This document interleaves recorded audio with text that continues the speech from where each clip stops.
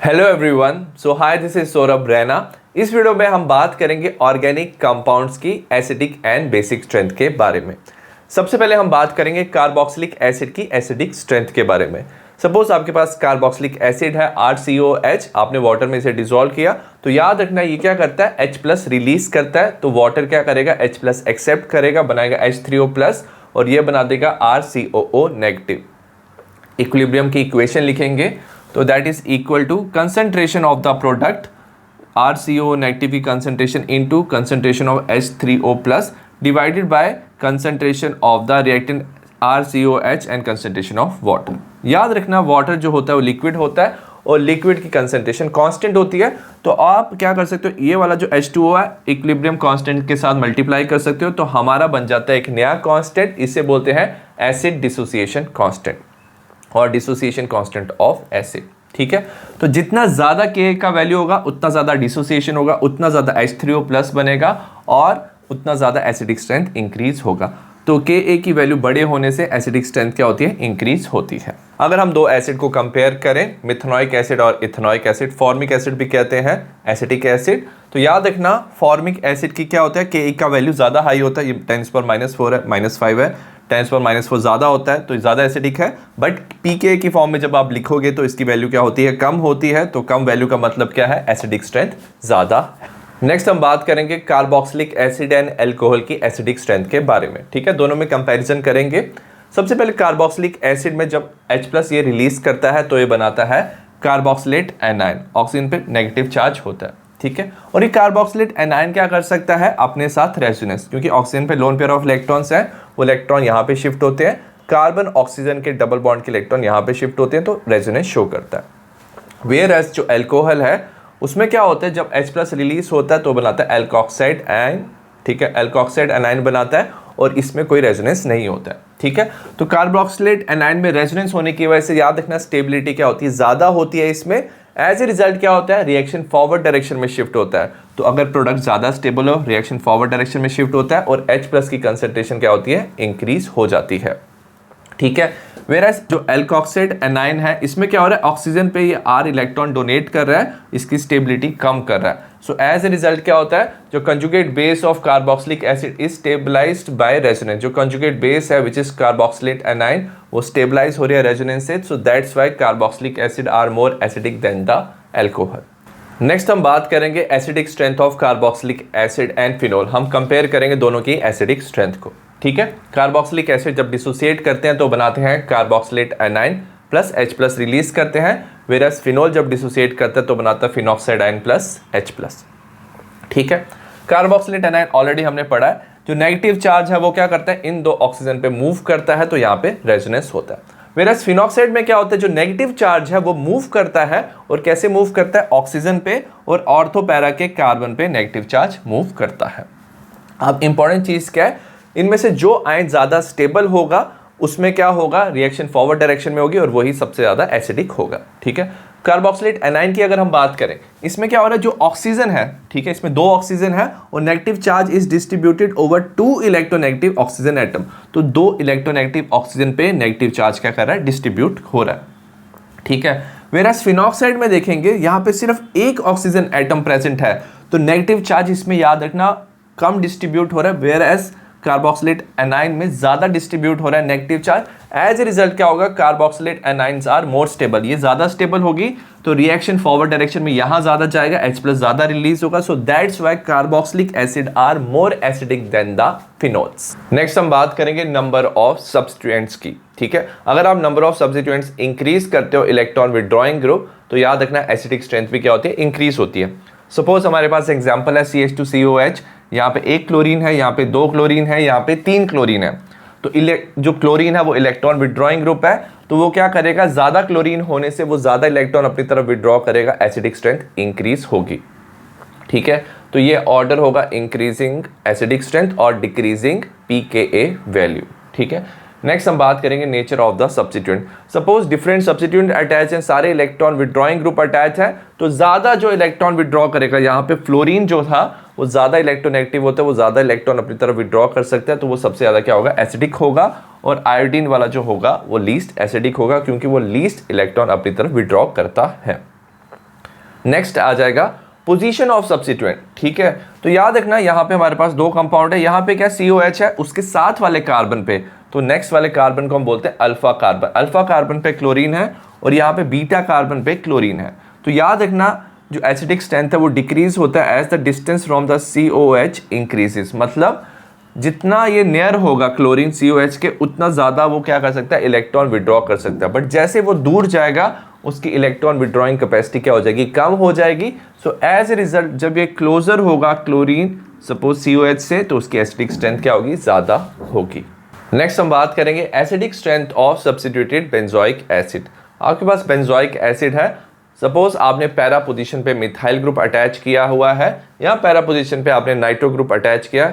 जो आपने methyl group attach किया इसे बोलते हैं पैरा टोलुइक एसिड और पैरा मिथाइल बेंजोइक एसिड, और इसे कहते हैं पैरा नाइट्रो बेंजोइक एसिड। याद रखना इलेक्ट्रॉन डोनेटिंग ग्रुप क्या करते हैं, एसिडिक स्ट्रेंथ डिक्रीज करते हैं। तो इलेक्ट्रॉन डोनेटिंग ग्रुप की वजह से याद रखना एसिडिक स्ट्रेंथ क्या हो जाएगी, डिक्रीज हो जाएगी। वेरास इलेक्ट्रॉन विड्रॉइंग ग्रुप क्या करते हैं, एसिडिक स्ट्रेंथ इंक्रीज करते हैं। तो पैरा नाइट्रो बेंजोइक एसिड सबसे ज्यादा एसिडिक होगा, then benzoic acid and para toluic acid, ठीक है। तो increasing order of acidic strength है, और ये याद रखना it is decreasing order of pKa value. तो pKa वैल्यू सबसे कम होगा पैरा नाइट्रो बेंजोइक एसिड का, ये सबसे ज्यादा एसिडिक है। नेक्स्ट हम बात करेंगे कुछ क्वेश्चंस की जो ज्यादातर पूछे जाते हैं एग्जाम्स में। सबसे पहले arrange in increasing order of acidic strength, ठीक है। याद रखना increasing order of acidic strength and decreasing order of pKa क्या होता है, सेम होता है, ठीक है। हमारे पास दिया हुआ CH3COH, Cl CH2COH and FCH2COH, ठीक है, ये तीनों दिए हुए हैं। याद रखना FCH2COH सबसे ज्यादा क्या होगा, एसिडिक होगा, क्योंकि ये सबसे ज्यादा इलेक्ट्रॉन विड्रॉइंग है। देन क्लोरीन, फिर आ जाएगा हमारा एसिटिक एसिड। तो याद रखना इलेक्ट्रॉन जो अपनी तरफ विड्रॉ करते हैं इसे -I इफेक्ट भी कहते हैं। तो फ्लोरीन में ज्यादा होता है एज कम्पेयर टू क्लोरीन, क्योंकि फ्लोरीन ज्यादा इलेक्ट्रोनेगेटिव होता है, ठीक है। और सबसे कम हो जाएगा एसिटिक एसिड। नेक्स्ट हमें दिया हुआ है 4 nitro benzoic acid, benzoic acid, 3,4 dinitro benzoic acid and 4 methoxy benzoic acid, ठीक है। तो याद रखना इसमें जो 4 मिथॉक्सी बेंजोइक एसिड है ये सबसे कम एसिडिक होगा, क्योंकि ये जो है ये इलेक्ट्रॉन डोनेटिंग ग्रुप है, ठीक है। इलेक्ट्रॉन डोनेट करेगा, एसिडिक स्ट्रेंथ कम करेगा। नेक्स्ट आता है बेंजोइक एसिड, उसके बाद आता है हमारा नाइट्रो 4 नाइट्रो बेंजोइक एसिड, क्योंकि इलेक्ट्रॉन विड्रॉइंग ग्रुप है ये। और लास्ट में सबसे ज्यादा एसिडिक होगा 3,4 डाइनाइट्रो, क्योंकि यहाँ पे 2 NO2 ग्रुप है, 2 NO2 ग्रुप ज्यादा इलेक्ट्रॉन अपनी तरफ खींचेंगे और ज्यादा एसिडिक स्ट्रेंथ इंक्रीज करेंगे। नेक्स्ट हमारा क्वेश्चन है अल्कोहल, फिनोल एंड ईथर से, इसके भी हमारा एसिडिक स्ट्रेंथ के बारे में क्वेश्चन आता है। Para nitrophenol, ethanol and phenol दिया हुआ है। सबसे ज्यादा एसिडिक होगा पैरा नाइट्रोफिनोल, क्योंकि NO2 इलेक्ट्रॉन विड्रॉइंग ग्रुप है एज कंपेयर टू फिनोल। अब याद रखना जो इथेनॉल है इससे ज्यादा एसिडिक होता है फिनोल। फिनोल में क्या होता है, जब H+ रिमूव होता है तो हमारा बनता है फिनॉक्साइड आयन। अगर आप इथेनॉल में H+ रिमूव करोगे तो इथॉक्साइड आयन बनता है। अब ये जो फिनॉक्साइड आयन है वो रेजोनेंस कर सकता है, वो इलेक्ट्रॉन मूव कर सकता है टुवर्ड्स द बेंजीन रिंग, वो ज़्यादा स्टेबल होता है, और ये ऐसे रिजल्ट फिनॉल ज़्यादा एसिडिक होता है as compare to ethanol. Next हम बात करेंगे बेसिक स्ट्रेंथ ऑफ अमाइंस के बारे में। याद रखना अमाइंस में क्या होता है, जो नाइट्रोजन है इस पे लोन पेयर ऑफ इलेक्ट्रॉन होता है, so it can act as a Lewis base, ठीक है। तो इसके पास लोन पेयर ऑफ इलेक्ट्रॉन है, तो ये इजीली क्या कर सकता है, प्रोटोनेशन मतलब H+ एक्सेप्ट कर सकता है। तो RNH2 क्या करेगा, वाटर से H+ एक्सेप्ट करेगा, हमारा बनेगा RNH3++ OH नेगेटिव।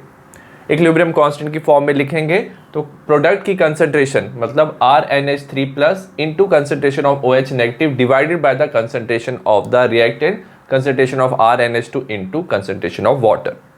अब जो वाटर है वो प्योर लिक्विड होता है, इसकी कंसंट्रेशन कांस्टेंट होती है, तो एक कांस्टेंट को दूसरे कांस्टेंट से मल्टीप्लाई करेंगे तो हमारा बनता है Kb which is dissociation constant of base, which is equal to RNH3+ into concentration of OH negative divided by RNH2, ठीक है। अब याद रखना जितना Kb का वैल्यू ज्यादा होता है उतना बेसिक स्ट्रेंथ क्या होता है, ज्यादा होता है। एग्जाम्पल है हमारे पास ammonia and methane amine. Ammonia होता है 1.8 10⁻⁵, मीथेन अमाइन होता है 4.5 10⁻⁴। मीथेन अमाइन की ज़्यादा वैल्यू है तो ये ज़्यादा बेसिक होगा। बट प्रॉब्लम क्या होता है, Kb में काफ़ी ज़्यादा नेगेटिव वैल्यू आती है रेज टू पावर। इसको स्मॉल करने के लिए हम इसको लिख सकते हैं pKb की फॉर्म में। तो pKb क्या होता है हमारा नेगेटिव लॉग ऑफ Kb, और pKb की वैल्यू जब कम होती है तो बेसिक स्ट्रेंथ ज़्यादा होती है।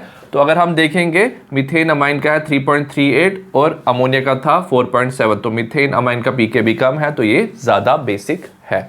नेक्स्ट हम बात करेंगे basicity of amines in aqueous phase, इससे काफी क्वेश्चंस आते हैं। ठीक है, सबसे पहले हम बात करेंगे because of plus I effect. हमें पता है प्लस आई इफेक्ट की वजह से टर्शरी ज्यादा बेसिक होता है देन सेकेंडरी देन प्राइमरी, क्योंकि टर्शरी में ज्यादा एल्काइल ग्रुप होते हैं, इलेक्ट्रॉन डोनेट कर सकते हैं और नाइट्रोजन पे इलेक्ट्रॉन डेंसिटी इंक्रीज करेंगे। नेक्स्ट हमारा आता है हाइड्रेशन इफेक्ट, इसको हम सॉल्वेशन इफेक्ट भी कहते हैं। अब जब क्या हुआ, अमाइंस ने H+ एक्सेप्ट कर दिया तो वो बनाता है alkyl ammonium ion. Alkyl ammonium ion बन सकता है। तो इसमें क्या हो सकता है, क्योंकि आपने एक्वस फेस लिया तो वाटर के साथ क्या बना सकता है, हाइड्रोजन बॉन्ड। तो प्राइमरी 3 हाइड्रोजन बॉन्ड बना सकता है, सेकेंडरी 2 और tertiary 1 hydrogen bond. Hydrogen bond बनाने की वजह से ये स्टेबल हो जाएगा, रिएक्शन फॉरवर्ड डायरेक्शन में जाएगी और बेसिसिटी इंक्रीज होगी। तो प्राइमरी ज्यादा बेसिक है देन सेकेंडरी देन टर्शरी। अब स्टेरिक फैक्टर क्या होता है, स्टेरिक फैक्टर मतलब जो number of carbon around the nitrogen. अगर नंबर ऑफ कार्बन जो नाइट्रोजन के पास ज़्यादा होते हैं तो वो क्या कर सकता है, स्टेरिक फैक्टर मतलब स्टेरिक हिंड्रेंस कर सकता है, और स्टेरिक हिंड्रेंस की वजह से हाइड्रोजन बॉन्डिंग कम, बेसिसिटी क्या होती है, कम होती है। तो प्राइमरी ज़्यादा बेसिक होता है according to steric factor than secondary than tertiary. और अगर आप नंबर ऑफ कार्बन और size of alkyl group increase करो तो बेसिसिटी क्या करता है, डिक्रीज करता है। तो इन्हीं तीनों फैक्टर से हम बता सकते हैं बेसिसिटी ऑफ अमाइंस। सबसे पहले हम लेते हैं मिथाइल अमाइन। मिथाइल अमाइन में याद रखना, क्योंकि सेकेंडरी दोनों के बीच में रहता है, ठीक है, plus I effect and hydration effect, तो ओवरऑल क्या होता है, सेकेंडरी सबसे ज्यादा बेसिक होता है, चाहे आपने मिथाइल अमाइन लिया या इथाइल अमाइन। तो कभी भी अगर आपको एक्वस सोल्यूशन दिया हुआ है तो सेकेंडरी ही सबसे ज्यादा बेसिक होगा। उसके बाद क्या आता है, अब प्राइमरी और टर्शरी में ज्यादा कौन बेसिक होगा, तो याद रखना स्टेरिक हिंड्रेंस क्या होती है, कम होती है। मिथाइल अमाइन में स्टेरिक हिंड्रेंस कम होने की वजह से हाइड्रोजन जो बॉन्डिंग है और हाइड्रेशन इफेक्ट है वो स्ट्रॉन्गर हो जाता है, प्लस आई इफेक्ट, और हाइड्रेशन इफेक्ट प्राइमरी में स्ट्रॉन्गर होता है। So as a result primary ज़्यादा बेसिक हो जाता है टर्शरी से। इथाइल अमाइन में भी क्या होगा, इथाइल अमाइन सेकेंडरी ज़्यादा बेसिक होगा क्योंकि उसमें दोनों इफेक्ट हैं। जब टर्शरी और प्राइमरी की बात आएगी तो याद रखना इसमें क्या होता है, जो कार्बन के ग्रुप है वो बढ़ चुका है, नंबर ऑफ कार्बन, तो इसमें स्टेरिक हिंड्रेंस होती है। स्टेरिक हिंड्रेंस से हाइड्रेशन इफेक्ट कम हो जाता है, तो plus I effect hydration effect से ज़्यादा हो जाता है, ठीक है। तो टर्शरी इफेक्ट प्राइमरी से ज़्यादा स्ट्रॉन्गर हो जाता है, तो टर्शरी जो हमारा अमाइन होता है वो ज़्यादा बेसिक हो जाता है as compare to primary amine. Next हम बात करेंगे comparison of basicity of aryl amine versus ammonia. Aryl amine में हमें एनिलीन लिया हुआ है और अमोनिया लिया हुआ है। एनिलीन में याद रखना क्या होता है, जो नाइट्रोजन पे लोन पेयर ऑफ इलेक्ट्रॉन्स है वो क्या शो कर सकते हैं, plus are effect. Resonance show कर सकते हैं बेंजीन रिंग के साथ, तो इलेक्ट्रॉन की डेंसिटी है वो क्या हो जाएगी, कम हो जाएगी। इलेक्ट्रॉन बेंजीन रिंग में मूव करेंगे तो इससे बोलते हैं delocalisation of lone pair of electrons.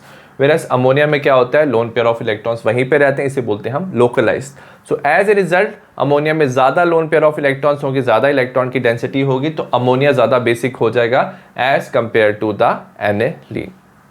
Next हम बात करेंगे सब्स्टिट्यूटेड एनिलीन की। सब्स्टिट्यूटेड एनिलीन में क्या है, अगर हमारे पास NH2 के साथ CH3 ग्रुप जुड़ा हुआ है पैरा पोजीशन पे, हमारा बनता है पैरा टोलुइडिन और पैरा मिथाइल एनिलीन। तो याद रखना ये क्या है, एक इलेक्ट्रॉन डोनेटिंग ग्रुप है, तो ये इलेक्ट्रॉन डेंसिटी नाइट्रोजन पे इंक्रीज करेगा, बेसिक स्ट्रेंथ इंक्रीज करेगा, ठीक है। और अगर हमारा पैरा पोजीशन पे इलेक्ट्रॉन विड्रॉइंग ग्रुप अटैच है, जैसे NO2 पैरा नाइट्रो एनिलीन है, तो इलेक्ट्रॉन अपनी तरफ खींचेगा, इलेक्ट्रॉन डेंसिटी यहाँ पे कम करेगा, तो बेसिक स्ट्रेंथ क्या करेगा, कम करेगा। तो याद रखना जो इलेक्ट्रॉन डोनेटिंग ग्रुप है वो बेसिक स्ट्रेंथ इंक्रीज करते हैं, और इलेक्ट्रॉन जो विड्रॉइंग ग्रुप है वो बेसिक स्ट्रेंथ डिक्रीज करते हैं। नेक्स्ट हम बात करेंगे क्वेश्चंस की बेसिसिटी के जो एग्जाम्स में आते हैं। Arrange the following in increasing order of basic strength. तो आपको एक इंपॉर्टेंट चीज याद रखनी है कि जब भी आप बेसिसिटी में अरेंज कर रहे हो इंक्रीजिंग ऑर्डर में, तो आपको ये देखना है कि लोकलाइज्ड इलेक्ट्रॉन है डीलोकलाइज्ड। डीलोकलाइज्ड मतलब कि अगर बेंजीन रिंग के साथ NH2 है और नाइट्रोजन जुड़ा हुआ है तो रेजोनेंस होगी, इलेक्ट्रॉन की डेंसिटी क्या होगी, कम होगी। और अगर बेंजीन रिंग के साथ डायरेक्टली नहीं जुड़ा हुआ है तो उसमें इलेक्ट्रॉन डेंसिटी ज़्यादा होगी। एग्जाम्पल से देखते हैं, हमारे पास है C6H5NH2 C6H5NH CH3 C6H5CH2NH2, ठीक है। ये हमारा इंक्रीजिंग ऑर्डर ऑफ बेसिसिटी है। सबसे पहले अगर हम बात करें, एनिलीन सबसे कम बेसिक होगा। क्यों होगा, क्योंकि इसके नाइट्रोजन क्या कर रहे हैं, इलेक्ट्रॉन की मूवमेंट हो रही है बिकॉज ऑफ रेजोनेंस। बट इसमें क्या, इसमें भी रेजोनेंस हो रहा है, सेकंड वाले में इसमें भी रेजोनेंस हो रहा है, बट इसके साथ CH3 ग्रुप अटैच है, तो इलेक्ट्रॉन डोनेट करके इलेक्ट्रॉन डेंसिटी इंक्रीज कर सकता है। बट थर्ड वाले में कोई रेजोनेंस नहीं हो रही है। इसमें अगर आप देखो यहाँ पे C6H5 है, बीच में कार्बन है, फिर NH2 है, तो NH2 को ये इलेक्ट्रॉन डोनेट कर सकता है, इसके इलेक्ट्रॉन्स लोकलाइज्ड हैं, वेरास इन दोनों के डीलोकलाइज्ड मतलब मूव कर रहे हैं, तो ये ज़्यादा क्या होता है, बेसिक होता है। तो ये चीज़ आपको याद रखनी है। सिमिलरली हमें दिया हुआ है C6H5NH2 C6H5NH C6H5NCH3 ट्वाइस। तो इन तीनों में क्या हो रही है, अगर आप देखोगे C6H5 के साथ नाइट्रोजन जुड़ा है तो तीनों क्या शो करेंगे, रेजोनेंस शो करेंगे, ठीक है। बट इसमें क्या है, डायरेक्टली अटैच है, इसमें साथ एक CH3 ग्रुप अटैच है, इलेक्ट्रॉन डोनेट कर सकता है। यहाँ पे दो CH3 ग्रुप अटैच हैं जो इलेक्ट्रॉन डोनेट कर सकते हैं, तो ये क्योंकि टर्शरी है ये ज़्यादा बेसिक होगा। नेक्स्ट हमें दिया हुआ है C6H5NH2 C6H5NCH3 twice C2H5 twice NH and CH3 NH2, ठीक है। इसमें दो क्या है, इसमें क्या हो रही है, रेजोनेंस हो रही है और दो में रेजोनेंस नहीं हो रही है, ठीक है। सबसे कम बेसिक होगा C6H5NH2 क्योंकि ये रेजोनेंस शो कर रहा है। यहाँ पे क्या है, C6H5 नाइट्रोजन के पास लोन पेयर ऑफ इलेक्ट्रॉन, ये भी रेजोनेंस शो करेगा, बट यहाँ पे दो CH3 ग्रुप है जो इलेक्ट्रॉन डोनेट करके इलेक्ट्रॉन डेंसिटी इंक्रीज करेंगे, ठीक है। उसके बाद आ जाएगा CH3NH2, इसमें क्या इलेक्ट्रॉन्स लोकलाइज्ड है, यहाँ पे इलेक्ट्रॉन सिर्फ एक ही जगह पे प्रेजेंट है, ठीक है। यहाँ पे मूवमेंट हो रही थी इलेक्ट्रॉन की, बट यहाँ पे एक ही जगह पे प्रेजेंट है, तो ये ज़्यादा बेसिक होगा। और इससे ज़्यादा बेसिक होगा यहाँ पे C2H5 दो ग्रुप हैं कार्बन के, ये इलेक्ट्रॉन डोनेट करेंगे, एज ए रिजल्ट इस नाइट्रोजन पे इलेक्ट्रॉन डेंसिटी इंक्रीज करेंगे। नेक्स्ट हम बात करेंगे सेकंड क्वेश्चन की। ये क्वेश्चन बहुत बार पूछा जाता है, arrange the following in increasing order of their basic strength in aqueous solution, ठीक है। हमें क्या दिया हुआ है, मिथाइल अमाइंस दिए हुए हैं, प्राइमरी सेकेंडरी टर्शरी और अमोनिया दिया हुआ है। और हमें पता है एक्वस सॉल्यूशन में आप hydrogen bonding, solvation effect and steric hindrance देखते हो, ठीक है। तो इसकी वजह से पहले सेकेंडरी आता है, प्राइमरी आता है, टर्शरी आता है जब आपके पास मिथाइल है, और लास्ट में क्योंकि अमोनिया के साथ कोई ग्रुप होता नहीं अटैच CH3, तो ये सबसे कम बेसिक होगा।